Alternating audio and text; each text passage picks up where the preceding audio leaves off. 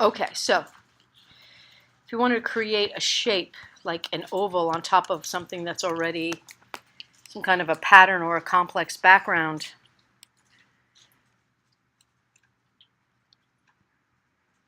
or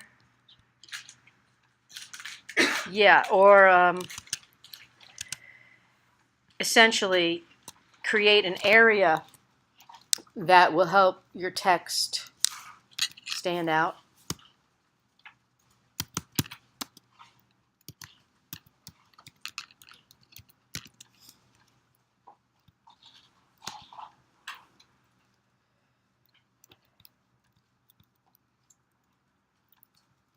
And I will try to find something similar. Kind of a thing here. All right, I'll just use this for my example. And I'm going to copy this image and go into Photoshop and paste it. Ooh, it's so little, Command T. It's okay because it's really not that important part of this. And I'm going to go Command U to remove the saturation. And then on top of it, I'll create a new layer. So over here in Photoshop, I have the Layers panel.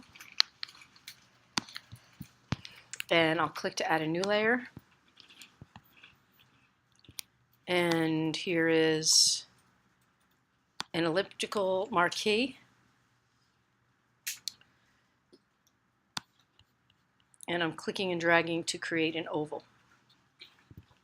On this new layer, I'm going to fill this oval with gray. And then I'm going to set the layer in Photoshop so it's semi-transparent to be overlay. That's not helping at all. To be multiply. All right. And if I want this to kind of fade out, one really obvious way would be to use a very soft eraser brush, which is not necessarily the best way to do this, but it's a way to do it. I'm sorry, I'm having a really hard time concentrating. I'm sorry, it's okay. And then over here, I'm going to change the opacity of this brush to like 30%, and I'll just start erasing. Okay, so I need a soft brush and hardness 0. So here I'll just start like erasing from the top. And then in this middle section, it's darker. I'm going to erase more from the bottom and create a round brush. Okay. And even maybe fade out the edges a little. Make this brush kind of smaller. And just soften the edge. So this is a destructive edit. I'm not doing like a complex Photoshop job here. I'm just doing something very simple so that in the areas where you want to put your type, you can lay them on top and not have something that's such an obvious shape. And if I took this layer and I duplicated it by dragging it on top of the new layer icon, then you could set an additional 1 to a lower percentage. Okay. So that's one thing that you can do. Another thing to make your text pop is to use a drop shadow. So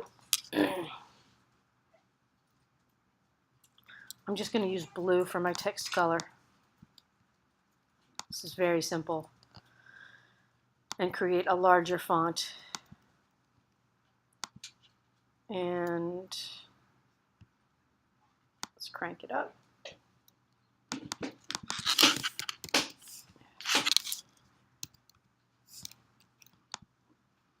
Okay, nothing's happening.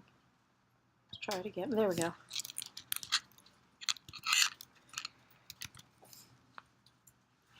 Select the text.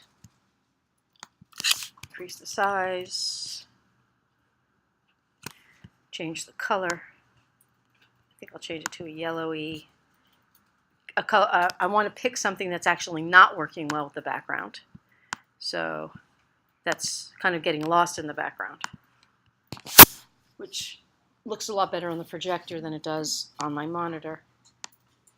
So I'll put it here. It stands out a lot better because background's darker. But to create a drop shadow for text in Photoshop, you take the layer that you've created the text on, and then to the right of the name of whatever that is, you double click. And then you're going to go ahead and choose drop shadow. And then when you click on the word drop shadow, that's pretty important. That opens up the drop shadow structure control or dialog box. And you can adjust the angle of the shadow, as well as the distance away it is from the element, and the spread, which is kind of the intensity, and the size. The size really is a fuzziness setting or softness setting. If you want to, and if it's apropos, you can change the color of the shadow itself. It's not often apropos, but here it's with a brown shadow, it's a little bit more blending into the background, and here it is with more of a red shadow, and it looks more like a glow. So if I go back to the black, you'll also notice there is a 34%,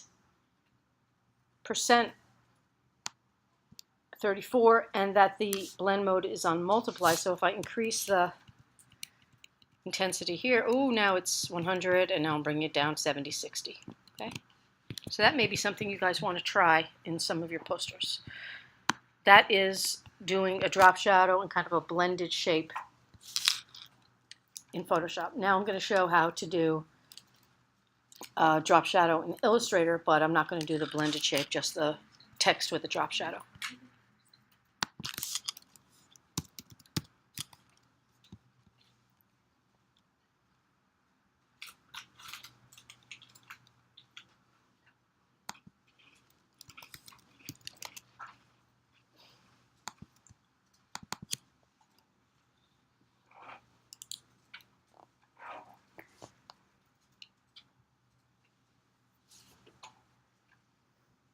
So I know we spent a lot of time in review today, and I wanted to talk with you about principles of logo design as well.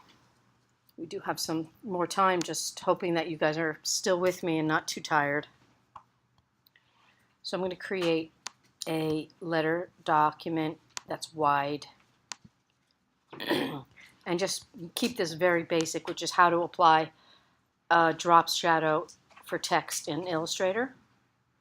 And I am going to reset my workspace and pull my tools out.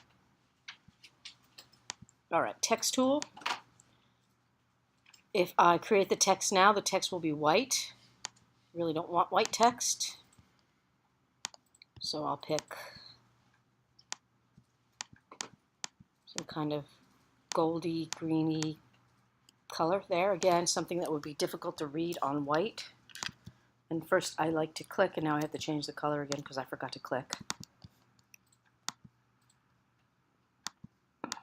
Okay, that's kind of what I had. And the size, 72, and I'll just make it 90.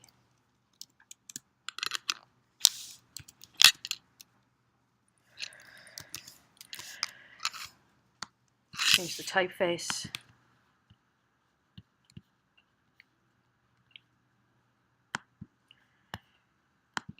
So yellow on white really doesn't look so bad here, but usually not a good idea. To add a typeface, I'm going to go Effect, and under Effect, I'm going to add a Stylize Drop Shadow. Effect, Stylize Drop Shadow. You'll notice that there's two sections of effects. The top ones stay in the vector format. The bottom ones turn it into a Photoshop or a rasterized element, so stay in the top. So you're going to go Drop Shadow, and then you'll get a similar dialog here. Here's the preview button. And same thing here, although the X and Y offsets are separated and you don't really have the dial can increase or decrease the position of the drop shadow. And here I can make it point, let's say 0.5, and same thing here, 0.05. Can you do it to an object too, or does it have to be to? No, you can do it to an object that you draw because it's vector based. So if I have this shape, and let's just say I change the shape to something else by doing that. And then again, effect, stylize, drop shadow. Preview. Same thing here, I can change the color, which will give it a different kind of a softer look. And I can blur and move the drop shadow with the X and Y offset. Darkness is at 100%, and I'll make it at 50, so you can see that changing. And now when I go back to color, the darkness is still set to 50, but it doesn't really look any different. Send it to 20, go back to color. So it's kind of hard to see if it's really making it lighter or not. This is more of the opacity control here. I'll make this 45 and you'll see that's definitely lighter. Okay, so those were the two things I wanted to make sure that I showed you, which is a kind of a faded background, sort of a shadow thing. That was the oval. And then this drop shadow techniques for Illustrator and Photoshop. So I'm going to go ahead and stop the recording.